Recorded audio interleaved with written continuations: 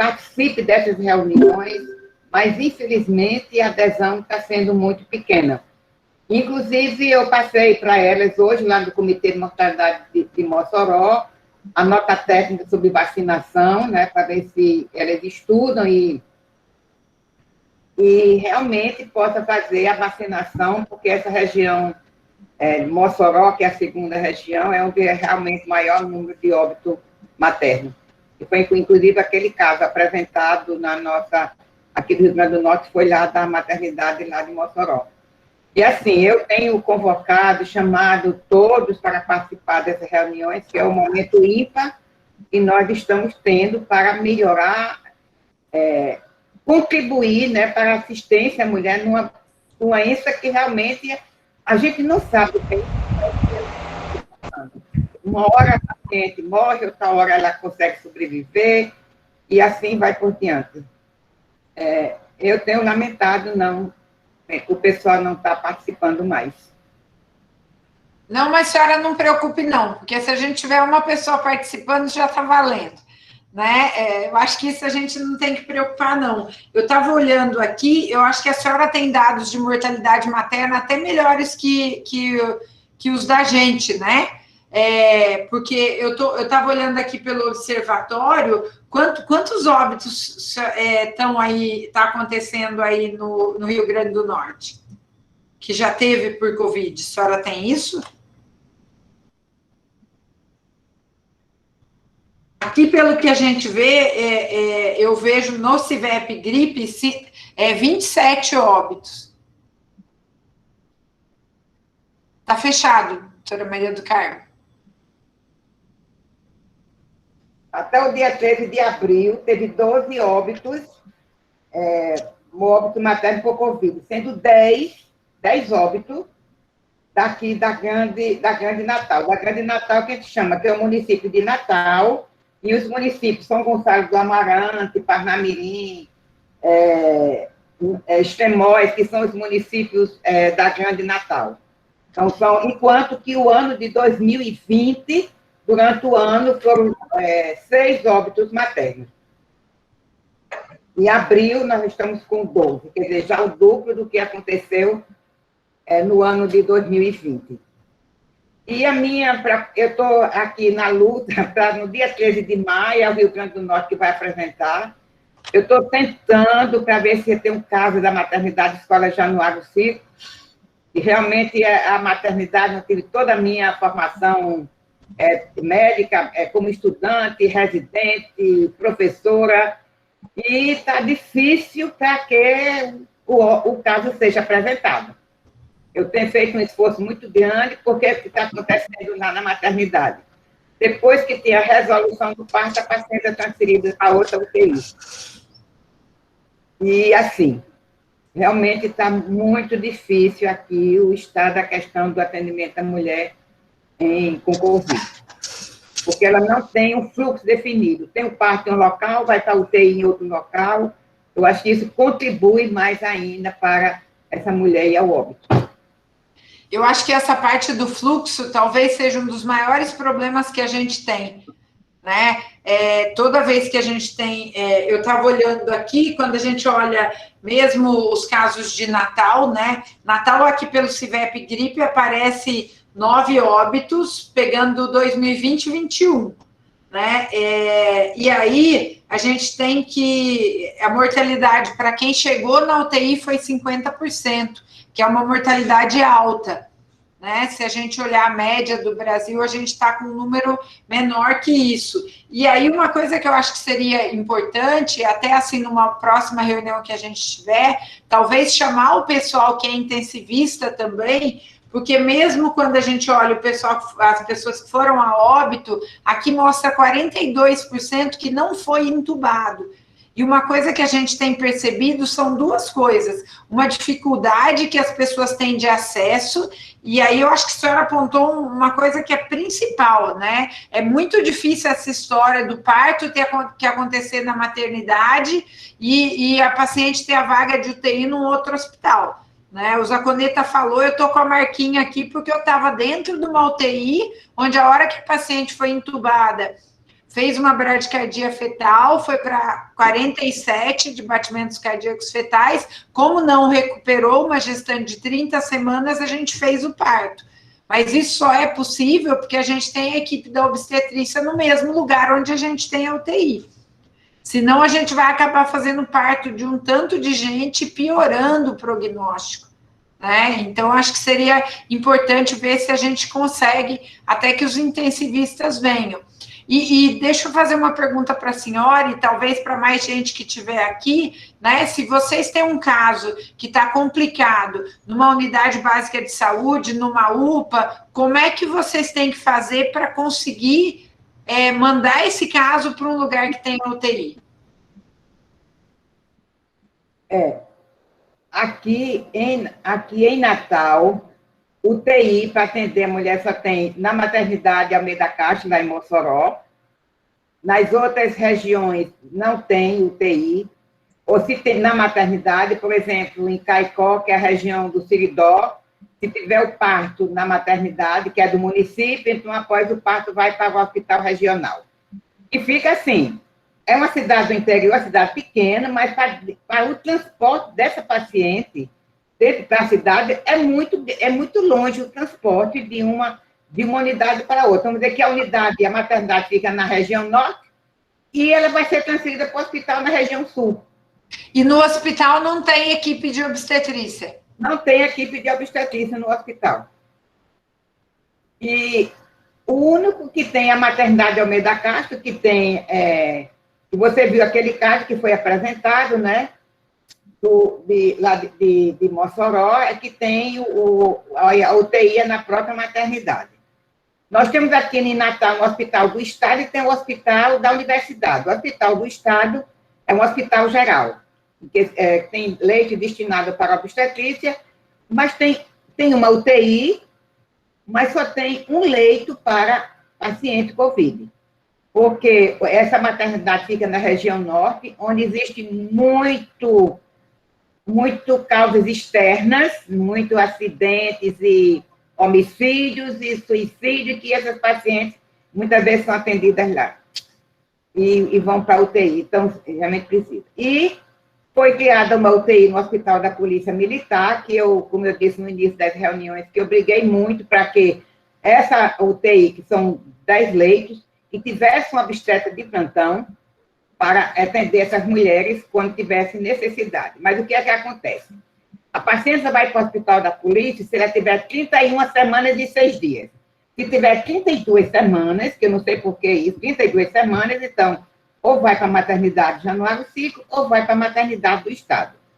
Feita a resolução do parto, volta para a UTI. Aí a UTI pode ser na Polícia Militar, pode ser no Hospital Psiquiátrico João Machado, foi criado uma UTI, pode ser para o Hospital Giseu do Trigueiro, que é o Hospital de Doença Infecto-Contagiosa, e vai para qualquer um, até para o Hospital de Campanha.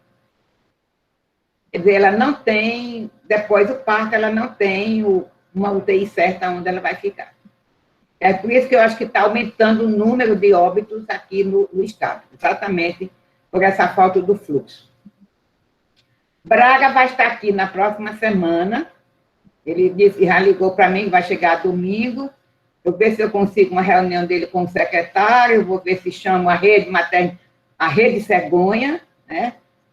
Eu já passei dizendo a Rede Cegonha que ele quer fazer essa reunião, que ele pediu para eu fazer, mas eu, politicamente correta, que agora a palavra é essa, eu falei com a Rede Cegonha, para a Rede Cegonha, a pessoa pela Rede Cegonha coordenar essa reunião, para ver se ele dá alguma luz e que realmente o secretário possa nos atender e melhorar essa questão do fluxo aqui no Estado.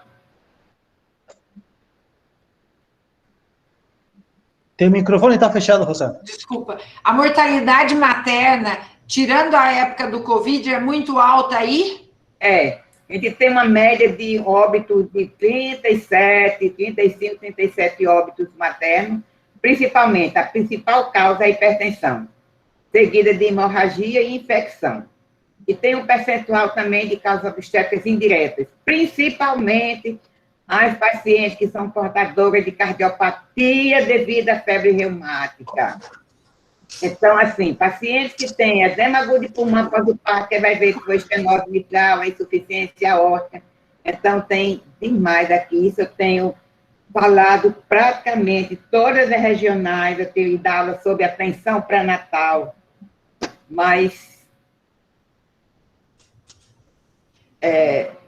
são pouco o que eu consigo seguido de resolução de melhoria da assistência, da melhoria da redução da mortalidade materna. Rosana, eu imagino que nós temos aqui no nosso público gente da assistência primária, temos ou não? Então, porque eu queria aqui aproveitar, eu queria mostrar só 2 slides para vocês, a gente ir quebrando um pouco o gelo aqui, vou compartilhar aqui.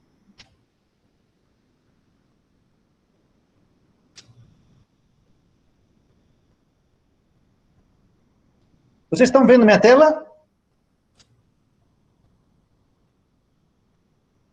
Sim, sim. Pronto. Então, aqui, como a doutora falou, ou seja, aqui temos dificuldades de transferência para pacientes para UTI, eu queria falar para vocês que, então, é muito importante o encaminhamento oportuno das pacientes. Então, na assistência primária, às vezes é difícil, com parâmetros subjetivos, a gente dizer quem está com um quadro gripal um pouquinho mais forte ou quem está tendo algum sinal de alerta indicando que essa paciente está entrando num processo de piora e que é uma candidata a UTI ou uma candidata a um mau prognóstico de vida. Então, no manual do Ministério da Saúde, que nós vamos disponibilizar para vocês agora por um link, tem o que a gente chama de scores de alerta, que é uma tabelinha em que, a partir dos sinais vitais, da frequência respiratória, da frequência cardíaca, da pressão arterial, da alteração do sensório, você consegue discriminar que pacientes, de fato, merecem assistência. Então, se você utilizar esta cartilha, você vai ter sinais de normalidade, sinais de alerta amarelo e sinais de alerta vermelho. Quando você tem mais de um sinal de alerta amarelo, a paciente, ou 2 pelo menos, a paciente já está indicando que ela tem risco e já merece uma atenção diferenciada. E se tiver um sinal de alerta vermelho, igualmente. Então, vejam aqui esta figura que nós fizemos. A doença que nós estamos tratando, ou ela evolui como uma síndrome gripal e depois melhora, ou ela começa a piorar, dando um quadro respiratório, ou ela vai para uma fase mais avançada em que há uma inflamação sistêmica. Então, eu queria aqui focar nos elementos pulmonares e nos elementos sistêmicos. Então, quando uma paciente tiver uma frequência respiratória igual ou maior a 25, ou, se você tiver oxímetro, uma saturação de oxigênio menor do que 95%, esta já não é uma paciente para ser observada. Esta é uma paciente que, oportunamente, já tem que se discutir a sua transferência para um centro de maior complexidade. Esta paciente está com um quadro pulmonar que merece mais cuidado. E, quando o problema já não é apenas o quadro pulmonar, mas o quadro é um quadro de inflamação sistêmica, uma tempestade inflamatória, se vocês tiverem uma paciente com uma temperatura igual ou maior a 38, frequência cardíaca igual ou maior a 120, hiperohipotensa, ou que tem qualquer grau de alteração do sensório, igualmente é uma paciente que deve ser prontamente referenciada para uma unidade com mais recursos. Então, eram só esses 2 slides que eu queria dividir aqui com vocês para contribuir um pouco aqui com a discussão, para a gente ir aquecendo aqui um pouco. Não sei se a Rosana quer comentar alguma coisa, ou a doutora Maria, ou qualquer um do auditório. Eu acho que quando a gente está num lugar que está muito longe de outros lugares, né, a gente tem que pensar, né, nessa possibilidade que a gente tem do tempo de demorar para chegar, né, no outro lugar. Então, por exemplo, se a gente vai demorar 10 horas para fazer o transporte, 12 horas para o transporte, a gente tem que estar considerando isso para a gente poder ver como é que a gente vai, quando é que a gente vai organizar. E aí, uma coisa que eu chamo bastante atenção é que se a paciente estiver precisando, mesmo que seja só de catéter de O2, para conseguir ir para para manter a oxigenação, é bem importante que a gente já pense na transferência dessa paciente, né? Porque senão a gente pode se complicar em relação a isso. Yurian, eu queria aproveitar a sua presença aqui, né? E até um pouco do que a doutora Maria do Carmo falou. Eu acho que precisaria brigar um pouco, doutora Maria do Carmo, por isso que eu perguntei sobre se a mortalidade materna era muito alta, né? Porque eu acho que enquanto a gente não conseguir aí para o Rio Grande do Norte ter uma UTI, onde a gente consegue ter a equipe de intensivista e no mesmo hospital ter a equipe de obstetrícia, vai ser muito difícil a gente conseguir reduzir tanto a morte materna por Covid, quanto a morte materna no geral, né? Por quê? Porque quando a gente pensa assim, a própria gestação traz muitas mudanças no sistema cardiovascular, no sistema pulmonar, e é uma coisa que não é do dia a dia do intensivista, né? Então, se a gente pensar assim, quando a gente pensa na gasometria da gestante, ela já é diferente, né? Para a gente olhar a gasometria da gestante, a gente vai ter que a PO2 vai ser de 100 a 110. A PCO2 já é bem menor, é de 27 a 32, porque se ela for mais alta, Yurian, a gente não consegue fazer as trocas para o feto. Então, por exemplo, se tiver uma PCO2 acima de 45, significa que a gente não consegue, o feto não vai conseguir passar o CO2 dele para a mãe. Então, a gente fica numa situação que é bem diferente da situação do paciente com Covid que não é gestante, né? E todo o esforço que a gente faz, se a gente não tiver uma saturação ou uma PO2 de pelo menos 70, 75, a gente não consegue mandar oxigênio para o feto. Então, olha a encrenca que a gente vai ficar, né, para seguir esses casos. Então, é muito importante, e aí, doutora Maria do Carmo, eu acho que mesmo para a mortalidade, né, quando a gente pensa assim, a primeira causa de morte que a gente tem é a hipertensão, né, mas, por exemplo, essa história da gente ter que fazer o parto num lugar e transportar o paciente depois, né, todo intensivista sabe que transportar paciente é uma encrenca, né, porque a gente tem milhares de problemas no transporte. É o oxigênio que acaba, quem está transportando nem sempre é uma pessoa afeita a estar cuidando. Se o parto vai ser numa maternidade e ali não tem o serviço de terapia intensiva, quem vai fazer o transporte? É uma ambulância de transporte, né? Geralmente é terceirizado, é isso? Pois é, quem faz é a SAMU aqui, Rosiane. Porque é o seguinte, eu não estou mais na assistência, mas sempre, como eu sou do comitê, sempre eu estou procurando investigar os óbitos, ver as causas, por que elas estão morrendo, né? E na maternidade Januário 5, tem, se eu não me engano, 5 leitos, tem uma UTI com 5 leitos, com médico intensivista. Mas, para atender a mulher Covid, só tem um leito destinado para isso. Está entendendo?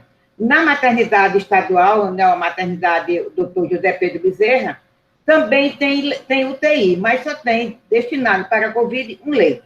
Foi criado esse leito no Hospital da Polícia Militar, e foi feita uma reforma muito grande, inclusive com o dinheiro da Rede Cegonha, mas, infelizmente, existe uma briga, porque o Hospital da Polícia Militar, então, diz que a governança do Hospital da Polícia é da Secretaria de Segurança, mas a Secretaria de Saúde, então, não quer investir, não tem dinheiro para o Hospital da Polícia, porque não é da Secretaria de Saúde, o Hospital é da Secretaria de Segurança, porque é da Polícia Militar. Então, fica essa briga eu digo essa briga de comadre, que nosso objetivo é cuidar da saúde da população, não ficar com essas disputas mínimas. E quando foi criado o leite, não sei por qual razão, só vai para o hospital da polícia até 31 semanas e 6 dias. Depois vai para outra unidade para poder ter a resolução do parto. Onde podia ter tido uma equipe, porque, inclusive, na polícia tem médicas obstetras, né, que são lá do quadro da corporação, que podia exatamente fazer uma escala de plantão. Mas, infelizmente, como eu disse a você, levei até isso para o CRM para discutir para a nossa Câmara Técnica de Obstetrícia, mas, infelizmente, fui voto vencido. A gente vive a nossa briga para assistência obstétrica, ela já é antiga, né? Ela só aumentou no Covid, né? E o pessoal que está aí, tem gente de outros lugares que não Natal e que pode falar alguma coisa?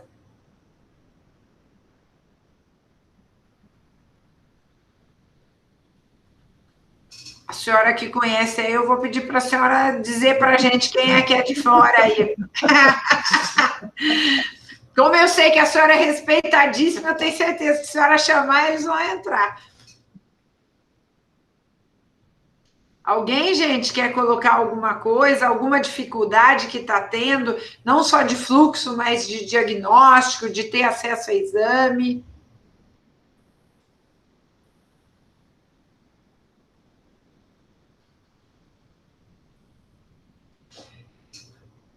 Parece que está todo mundo muito bem, obrigado. Acho que o doutor Yuri levantou a mão. Yuri, por gentileza, você pode falar? Fique à vontade. Bem-vindo. Boa tarde. Doutor Yuri por acá.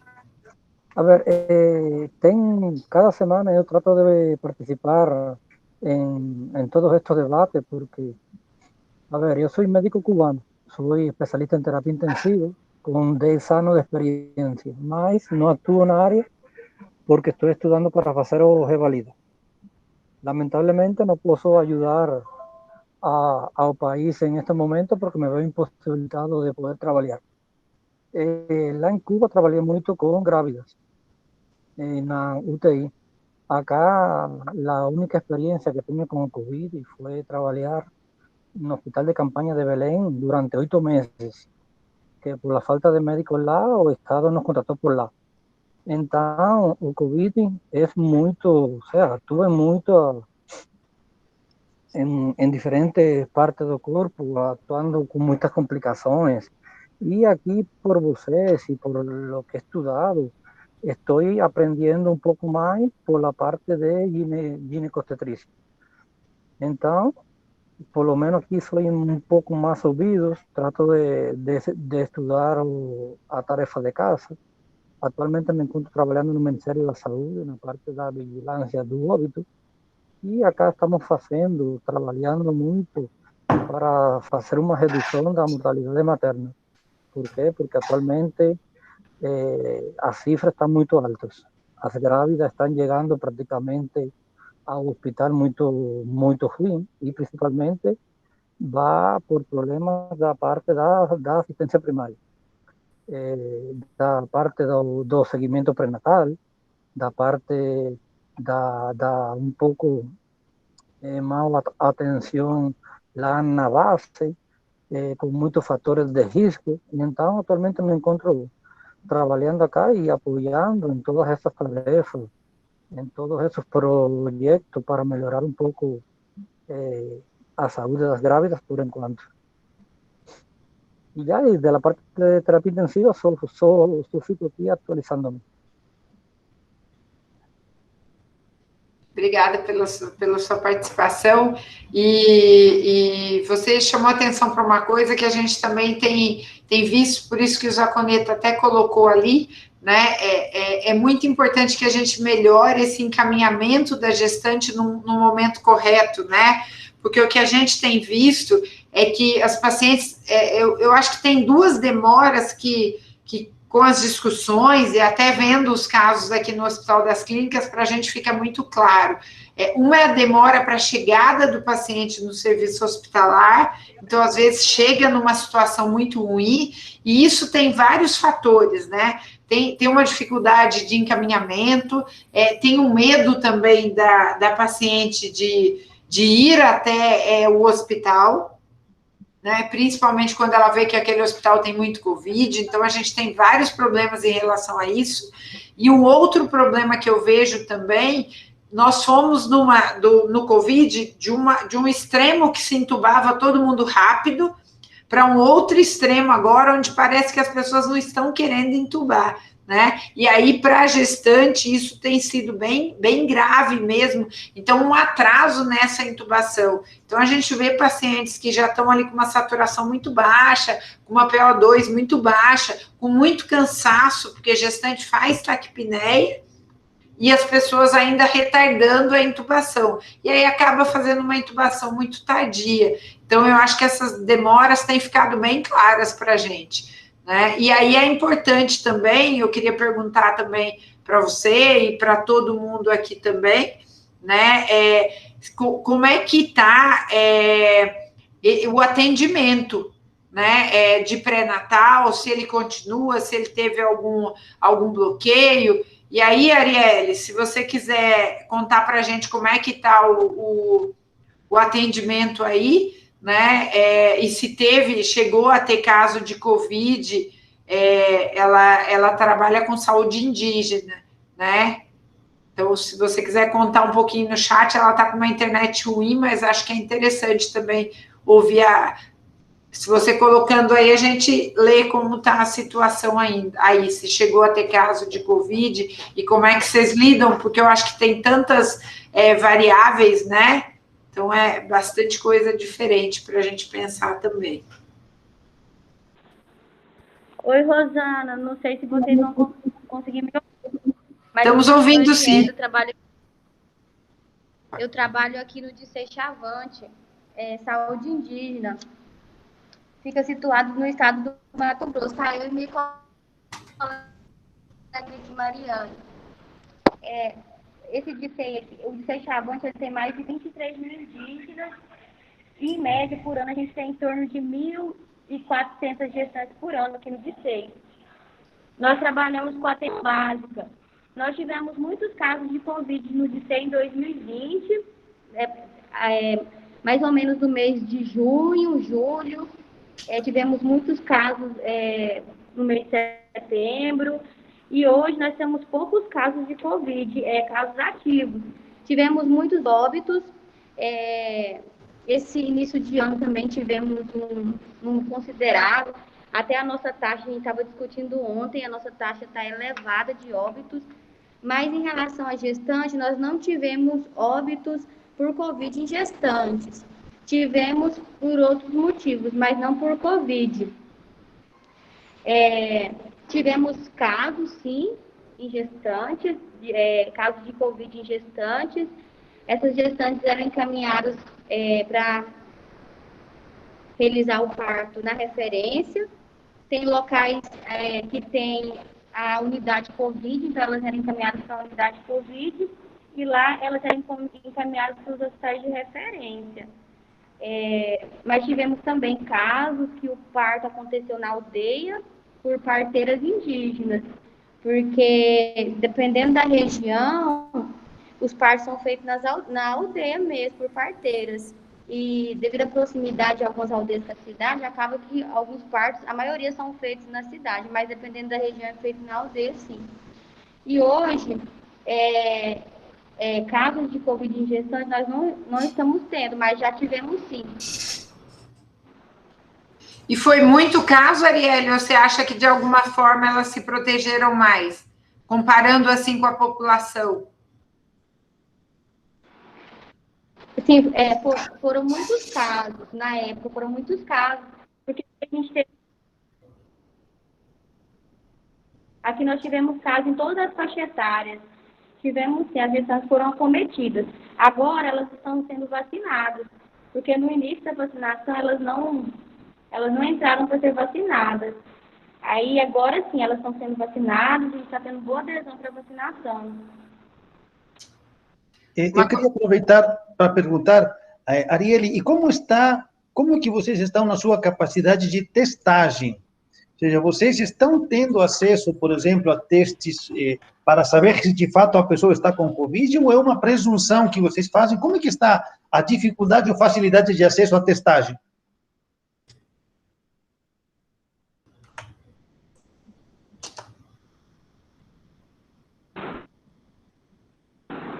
Aqui nós fazemos, o teste que nós temos aqui no DICE é o teste de anticorpo. Nós já tivemos o kit para RT-PCR, mas teve pouca utilização. O que mais nós temos aqui é o teste rápido mesmo. Alguns pacientes são encaminhados, mas são poucos para realizar RT-PCR na referência. Mas geralmente o diagnóstico é por clínico epidemiológico, clínico ou por teste de anticorpo. A gente está com um processo de aquisição para teste de antígeno. O teste de anticorpo, né, acaba, só aproveitando para a gente falar um pouquinho, acaba sendo um teste bom para a gente poder ver qual é a prevalência que a gente tem na população, né, mas para a gente fazer o diagnóstico da doença mesmo, ele acaba sendo um pouco complicado, porque, na verdade, ele começa a subir quando a doença já está praticamente curada, né, mas eu acho que para vocês, para ter uma ideia epidemiológica, que é importante, né, para a própria região, eu acho que é importante, mas o teste do antígeno, ele não é tão bom quanto o PCR, mas ele tem a facilidade do resultado sair rápido, né, então isso é uma coisa muito boa também. A Rosiane perguntou, Arielle, se as gestantes estão aceitando a vacina bem.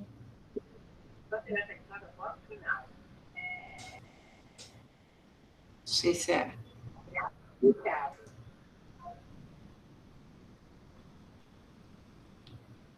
Sim, ela falou que sim. Né? Uma outra coisa que eu queria chamar a atenção para todo mundo, gente, é o seguinte, não esquecer da vacina da gripe, tá? Porque quando a gente olha o percentual de vacinação que a gente teve para a gripe, pelo menos olhando os dados do CIVEP gripe, foi baixo ano passado. Então, lembrar de dar o intervalo aí, aí vai depender da estratégia local, né? Se a pessoa estiver sendo vacinada para Covid, então tem que esperar lá pelo menos uns 15 dias e vacinar para a gripe. Se ela estiver sendo vacinada para a gripe, esperar uns 15 dias e vacinar para o Covid, mas não esquecer das duas. Tá? Mais alguém quer falar alguma coisa, dividir com a gente alguma experiência?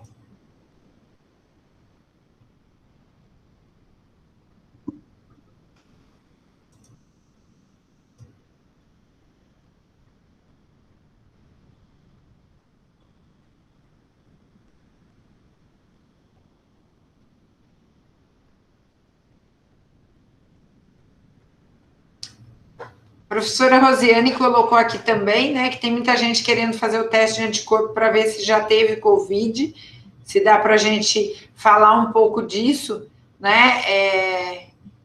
Saconeta, quer falar alguma coisa?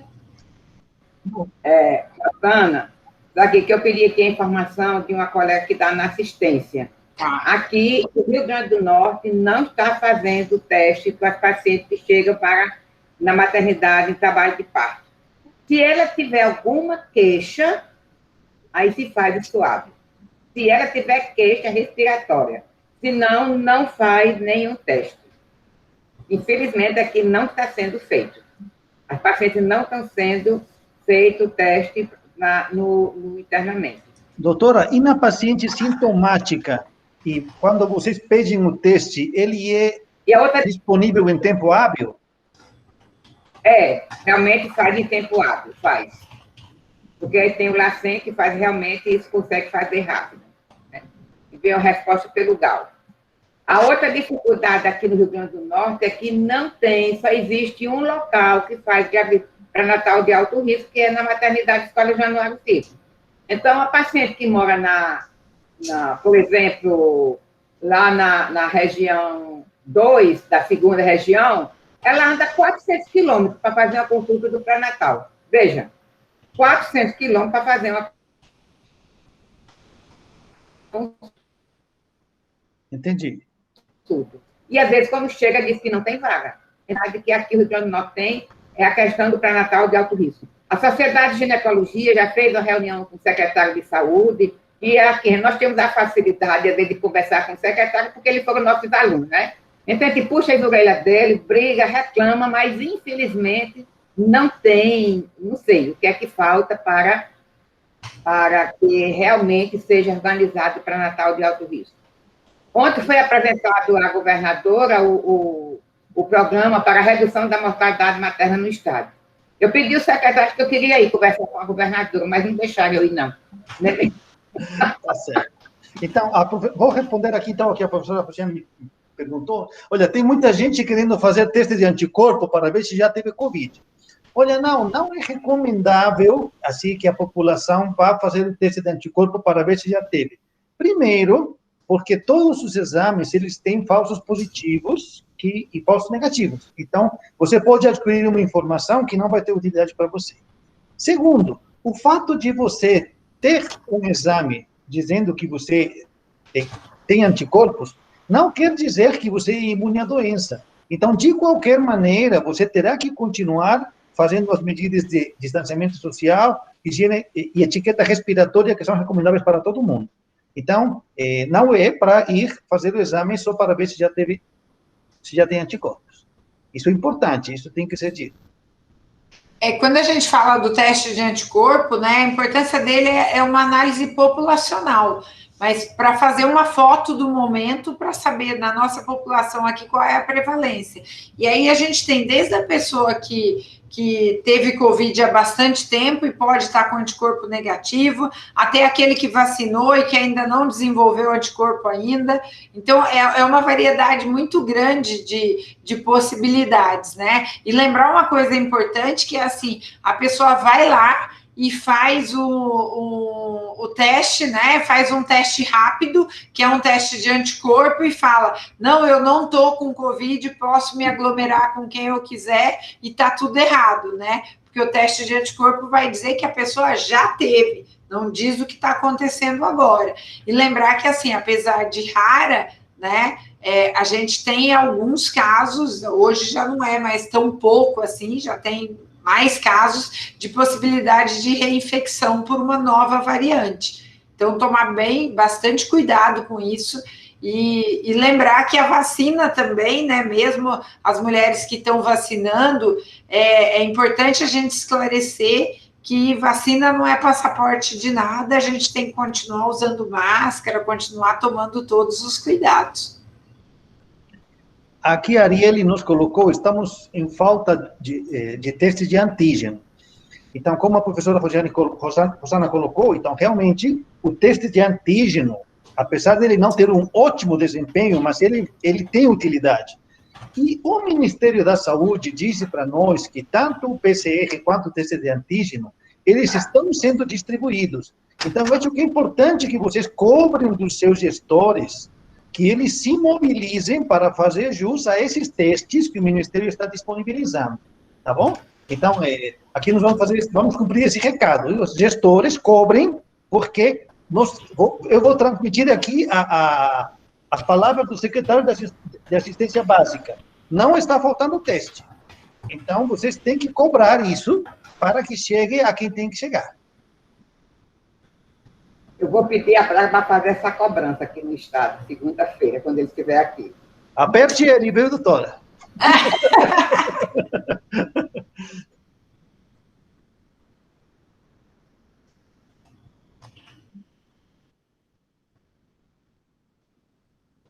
Mais alguma coisa, gente?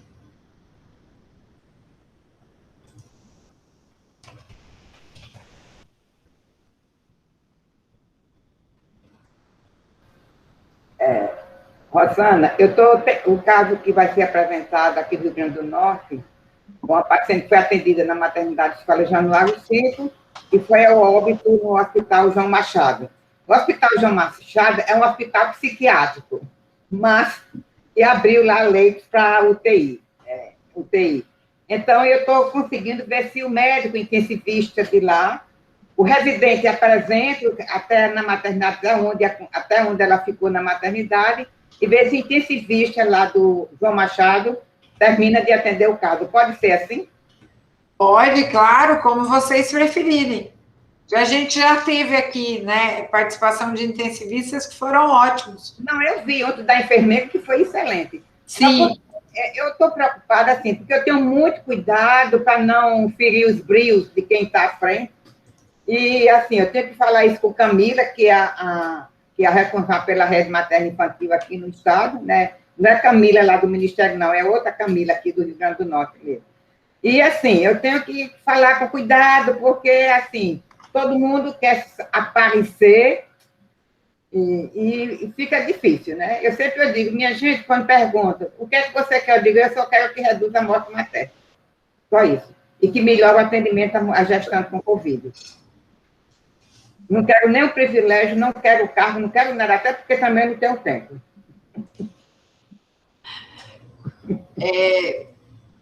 Quando, na verdade, é o que todos nós queremos, né, doutora Maria do Carmo? Mas a forma como vocês acharem melhor para colocar, e se quiser que um GO apresente, que o intensivista venha só para discutir, eu acho que é importante, porque a gente precisa cada vez trabalhar mais junto, né?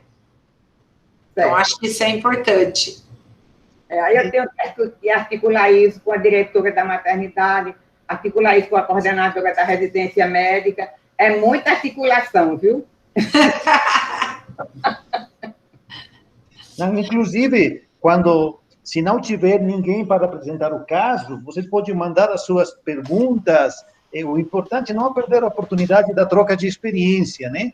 Não perder a oportunidade de discutir, de empoderar os nossos colegas da atenção primária, os médicos de família, os enfermeiros, os ginecologistas, os obstetras gerais.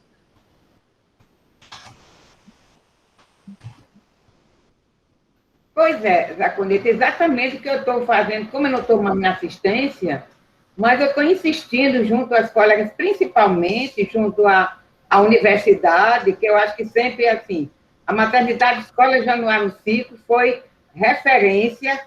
Eu acho que teve muitos alunos nossos que foram fazer residência aí com vocês, foram muito para Ribeirão Preto fazer pós-graduação, e realmente a gente tinha uma formação obstétrica, era invejável a nossa formação, os nossos alunos, quando saía da Universidade do Rio Grande do Norte. Mas, infelizmente, agora com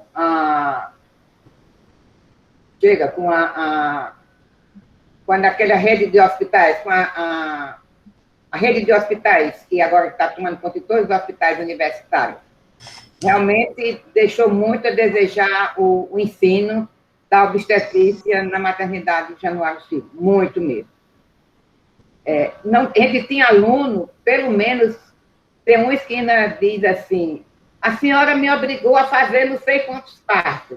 Eu obrigava mesmo, no meu plantão todo mundo tinha que fazer parto. Não era fazer o parto, tinha que partejar. Eu digo, porque a fazer o parto, ninguém precisa, o menino nasce com e sem nossa presença. Agora, partejar é a diferença que o obstetra faz.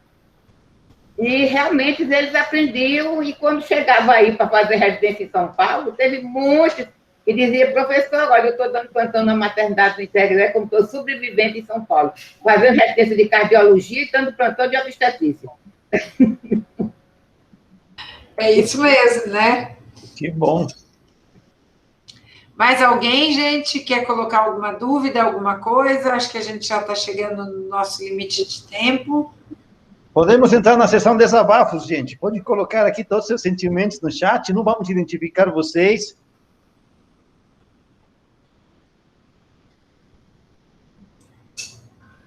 Eu disse hoje na reunião do Comitê de Mortalidade Materna que participe. Isso aqui a gente recebe tanta... as pessoas são tão generosas que a gente fica com vontade de não sair mais da reunião. Vocês são muito generosos, muito assim, acolhedor. Realmente ajuda muito. Surgiu uma pergunta muito interessante aqui.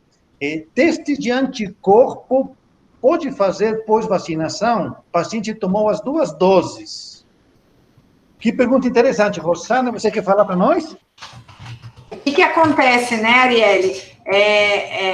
Se a pessoa fizer o teste, ele pode vir positivo por conta da vacinação, e ele também pode vir negativo, apesar da vacinação.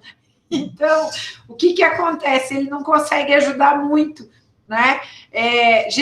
Depois das 2 doses, ele pode vir positivo, sim, né?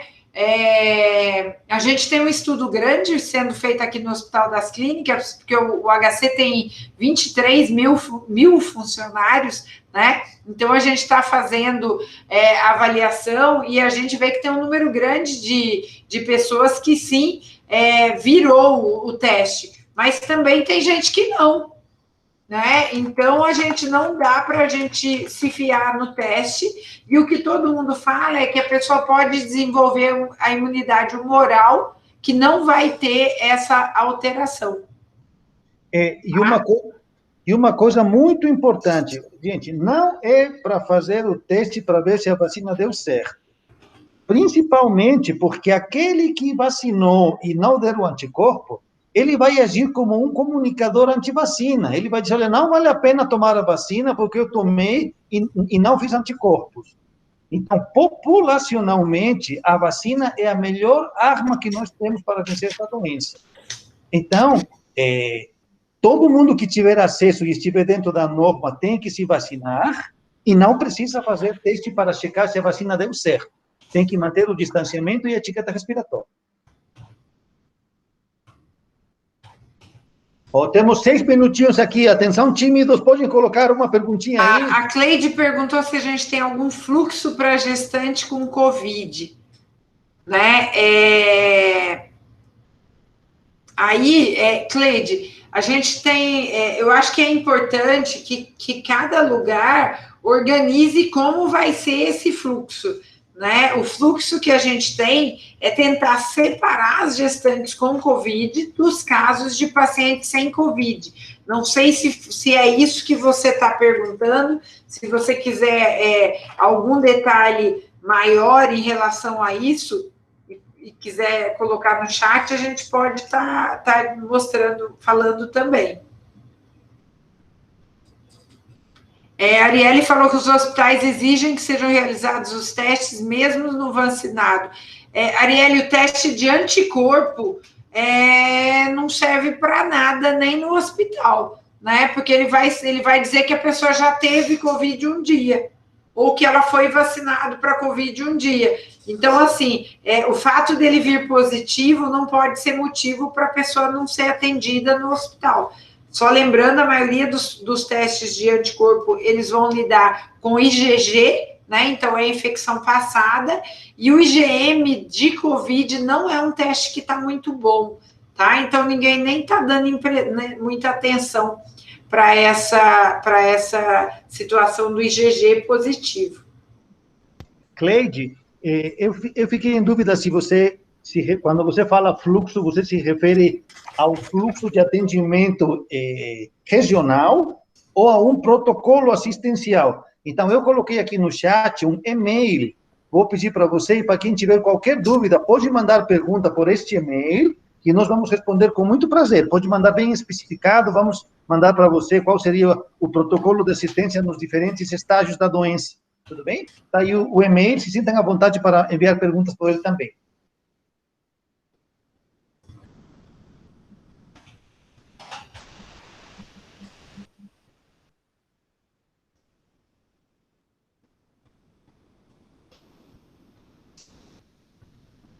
Tudo bem, gente? Eu acho que era isso, né? Podemos ir terminando, então, se não tiver mais nenhuma dúvida. Certo? Certo.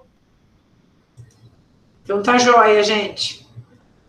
Então, obrigada a todos, continuem se cuidando. Vamos continuar aí na briga, né, doutora Maria do Carmo? Para cada vez reduzir mais a mortalidade materna no nosso país. Eu estou contando com Braga na próxima semana. E aí, na outra, a senhora conta para a gente como é que foi, tá bom? Tá certo. Pronto, tá ótimo, tá bom. Obrigado, gente. Obrigado, tchau, se cuide. tchau, Até logo. Obrigado. Até logo.